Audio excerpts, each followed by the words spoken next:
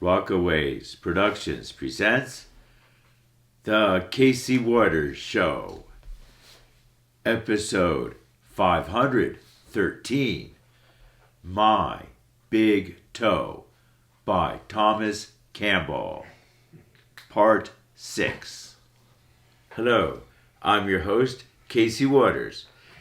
Today, I will continue with Truth and Power. Here, I look at the imaginary territories and how they relate to society and government. Then, it's on to My Big Toe by Thomas Campbell. Here, the author looks at the nature of reality and our consciousness. This is part 6 of a series on this book. It is a long book, maybe 900 pages or somewhere around there, with 3 sections. Today's show will feature background footage from the Mountains to Sea Trail near the Blue Ridge Parkway, heading south from the French Broad River Overlook. To get there, take Interstate 240 East out of downtown Asheville. 240 West. So you take 240 West from downtown Asheville, which turns into 26 East. Then you take the NC 191 exit. Head south to the Blue Ridge Parkway. When you get on the parkway, take a right and take the first overlook on the left. It is perhaps just a few hundred feet. Then turn around and go back up the entrance road you just came up. Towards the bottom of the road, near Highway 191, you'll see the Mountains to Sea Trail go off to the left. It goes near the NC Arboretum, near Bend Creek, and then head south, going upward, going parallel to the parkway. So, now, let's continue with Truth and Power. The higher-ups, the people in non-physical matter reality, or God, or whatever, are running us as an experiment to see if we could actually, quote, do it on our own.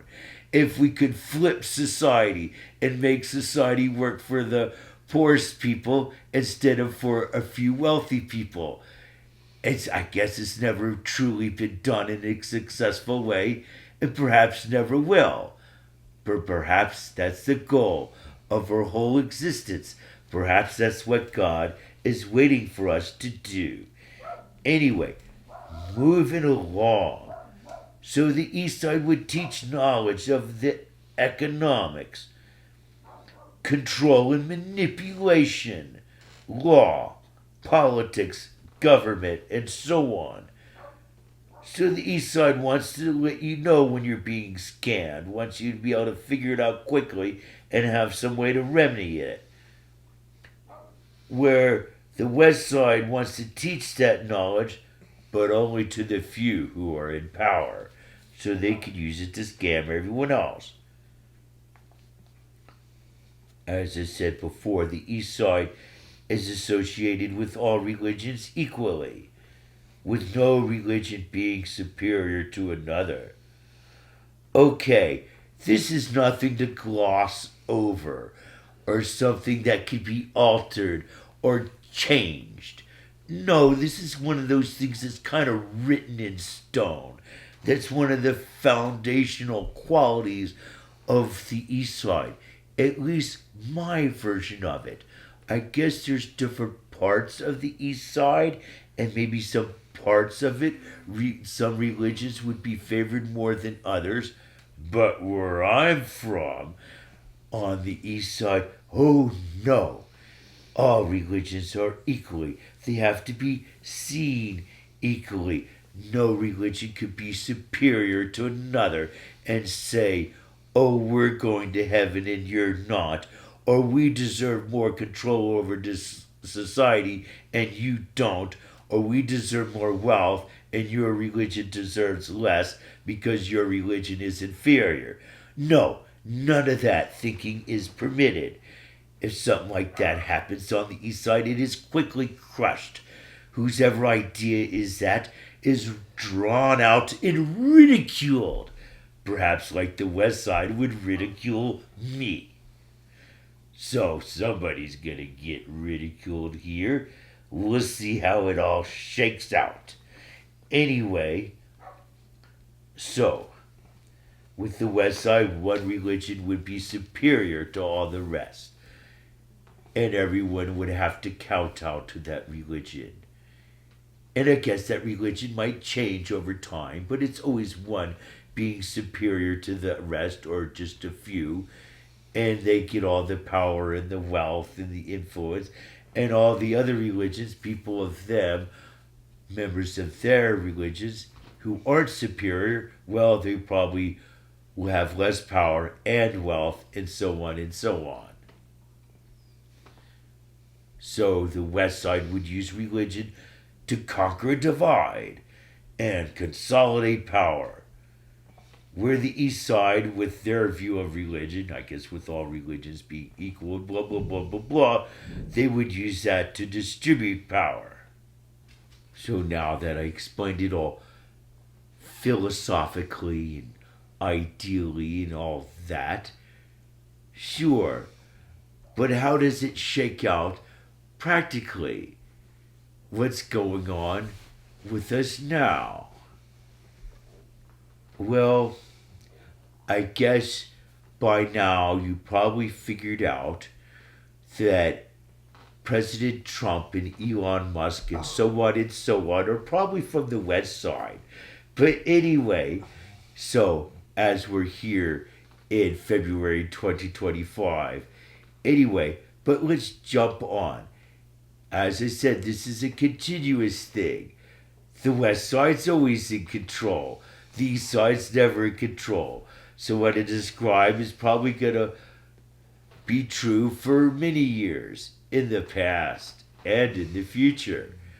So let's look at healthcare, especially in the United States. So what's going on is, well, we make money off of people being sick. So we have to have more sick people and less healthy people. And that way the healthcare system could make more money. Sure. And so that's how West Side people would use their influence and control to gain, and their power to gain more wealth off of us being more sick. And of course, they would use regulations and whatnot to concentrate their wealth even further. A perfect example of this is Part C Medicare. Medicare Advantage. It's not an advantage. They just say it is. But, in fact, a lot of people have their claims turned down or modified to procedure or practice, treatment or drug that is less effective and something that the doctor and the patient probably doesn't want. Some sort of a compromise that the insurance company demands that the doctor and the patient do. So they have to be on a different drug or a different procedure being done that's not as effective. Something like that. Or you pay the difference. Or the procedure's denied entirely and you pay the full price. So in other words, where Medicare, regular true Medicare might cover more procedures, more drugs, more treatments, and have less of them contested and denied, where Part C Medicare Advantage probably contests more claims, denies more claims, limits more procedures and drugs, and blah, blah, blah, blah, blah. They don't tell you that. They just tell you you're going to get free eyeglasses and free dental work. Well, perhaps you do, but there's a price to pay for that. And often people don't find out until it's too late. And then they try to cancel their plan and go back to Medicare. And then they discover that's really hard to do. It's kind of like when you sign up for a free trial of something, perhaps to watch a good TV show or something else, and then you're stuck with your free trial that you have to pay for now. And then suddenly you realize it's almost impossible to cancel, and you have to pay the membership for the rest of your life. Well, perhaps look at your credit card statement and see how many of these lifetime memberships you have that you don't want just because you signed up for a free trial or it looked like a good deal to begin with. Moving on, there's the environment. Well, the West Side wants to destroy the environment in the name of wealth concentration, where the East Side wants to save the environment for everybody and believes that everyone should pay to help the environment be better. But especially those who have money should obviously pay more to protect the environment, of course. And corporations that can pollute need to be regulated so they pollute less. These companies might have to pay more for that and have less profits, but overall everyone will benefit more, and perhaps the company itself in the long run. So long-term profits need to be sought after instead of short-term profits. Well, then there's education. Well, Eastside, as I said, wants everyone to know everything, where the West Side might want education to be more limited, so people are dumber and easier to control. Well, I guess it's all about that. Control. And I guess West Side might want to blend religion and education, especially that one religion that's superior to the rest. Sure, indoctrinate people into that religion. Let them have all the propaganda and prejudices that go along with that religion. Sure, religion has propaganda and prejudice to it. Not all religion, but often they do. And often it's the religion that claims to be superior to other religions. So you have to think about all of that. Are you being misled by your religion? Is your religion dragging you into West Side politics, which might not be in the best interest of God or in the best interest of you? You have to think about all of this and evaluate it. You have to educate yourself and your children. Everyone should know logic, critical thinking and analysis, math, science, and so forth. So we can make our best judgments and not be taken advantage of, because we'll be able to see it coming. So everyone needs to teach themselves and teach each other. We all need to help each other. For we all need to understand truth and power.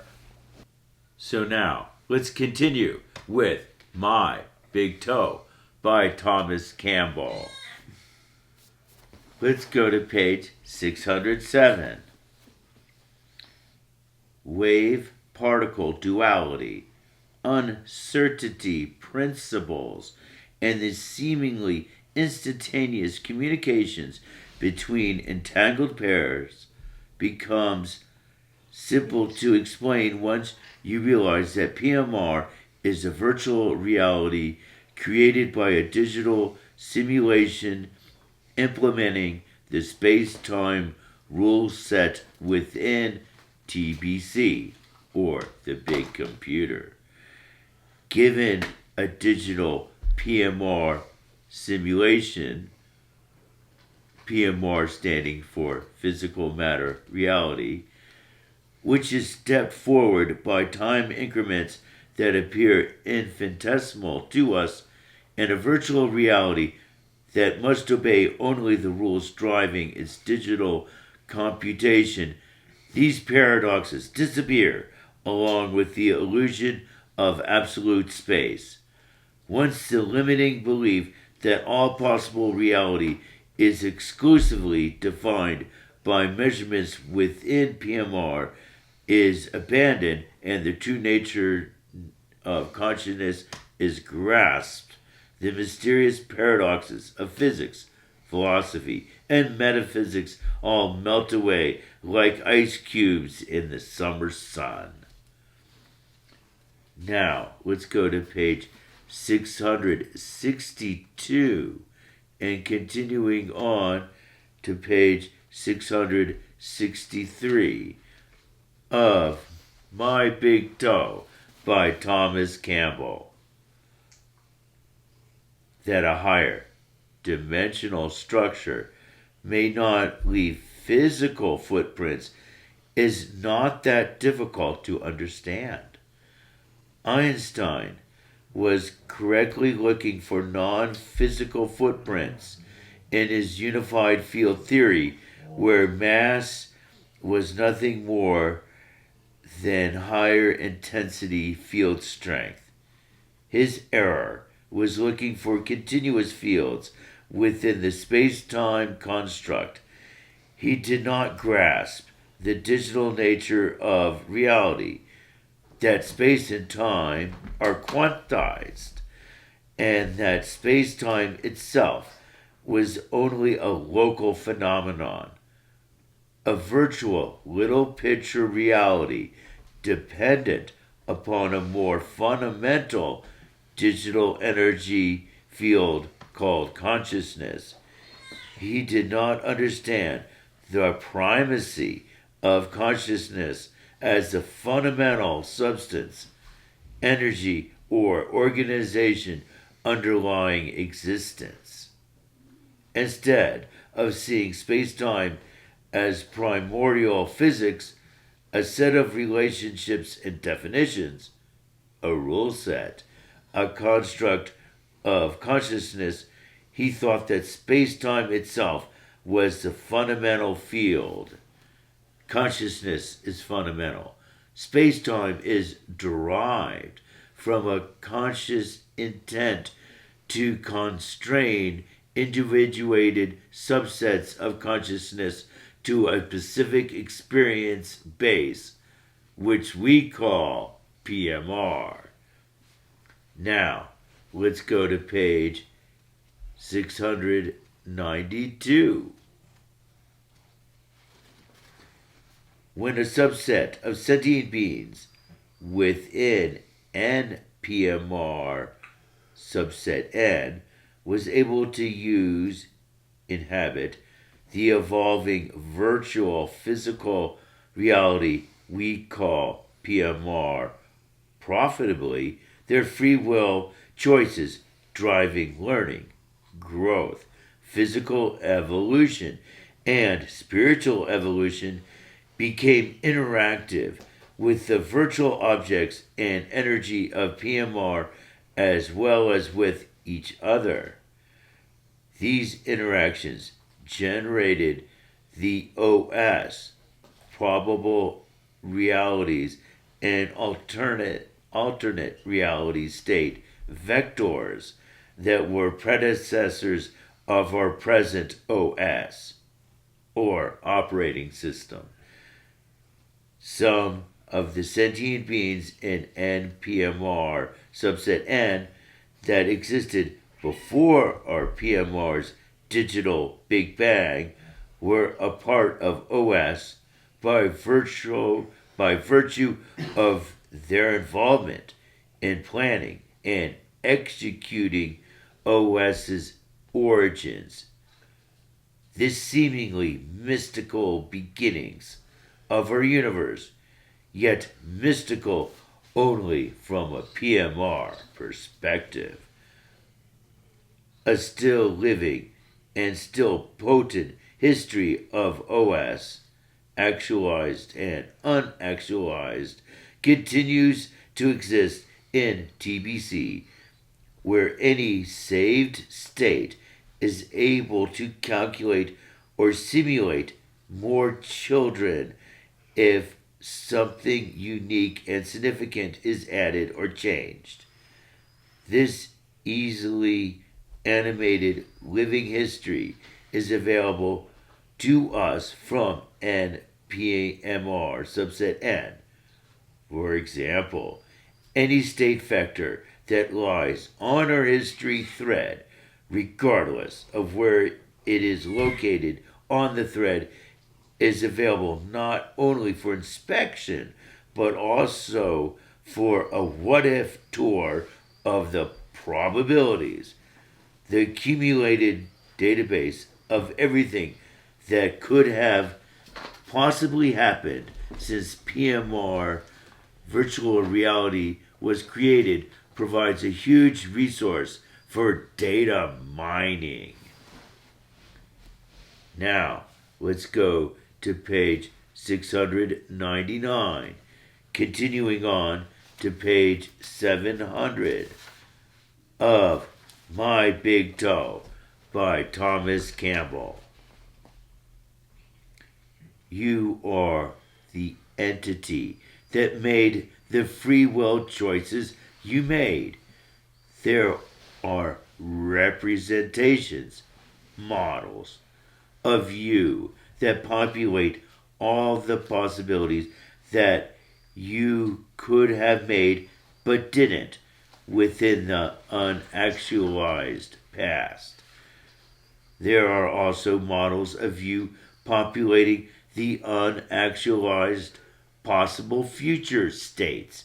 You, the evolving sentient unit of individuated consciousness, exist only in the present as you make free will choices that actualize one possibility over another and thereby modify the quality of your consciousness. The models of you we are referring to are simply an enumeration of all the possible choices you could have made or could yet make, with an assessment of the probability that you would actualize each choice. Thus, the model of you is simply a probabilistic estimation of the significant choices you are likely to make under each of the unique circumstances defined within each state vector. Though this model of you is updated and improved with each set of choices that your conscious free will and intent actualizes. Your model represents your quality. It is the result of you, the result of every thought, feeling, desire, intent, choice, and action you have ever made. Although this simulated or virtual you makes all the same choices you are likely to make in a given situation, it is incapable of learning and changing its representation of you. It is not making free will choices. The replicated you that exists within every unactualized past and future state is merely a statistical representation of all the choices you could possibly make and the likelihood probability that you would make each one. Thus, TBC populates all alternate states with a probabilistic model of you that knows, from your quality and from your history, the likelihood of your making each possible choice given your past choices and the current array of options. The virtual you is a reasonably accurate simulation or projection of the actual you. Keep in mind that the actual you we are talking about is you as an individuated unit of consciousness, not you as a PMR body. Think of it as a duplicate of you, a representation of you, without the ability to choose by exercising the quality of a freely willed consciousness. Now, let's go to page 705 of My Big Toe by Thomas Campbell. Let us peek into the OS file folder and see what data are in there.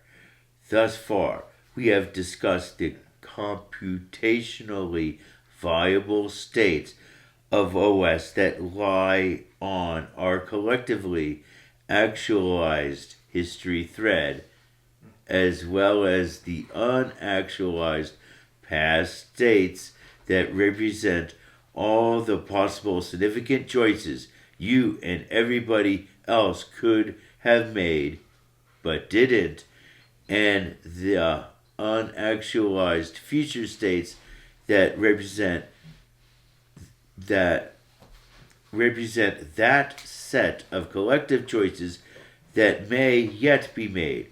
All this information is available for you to experience or to study. The data are not volatile, and the database remains always available.